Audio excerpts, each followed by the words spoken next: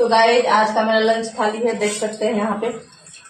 इधर ये इधर सबसे पहले तो तड़का है मेरा, देखिए ये तड़का कैसा है।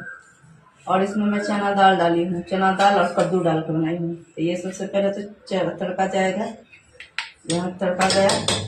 अब ये जाएगा साइड। इधर मिर्ची फ्राई करके रखी हूँ। इधर देखिए चिप्स है, तो चिप्स निकाल देती हूँ। ये चिप्स बच जाएगा। और ये मिर्ची फ्राई, 2 मिर्ची फ्राई, और इधर भी साइड। और उसके बाद देख सकते हैं यहाँ ये मेरा चावल बन के रेडी है।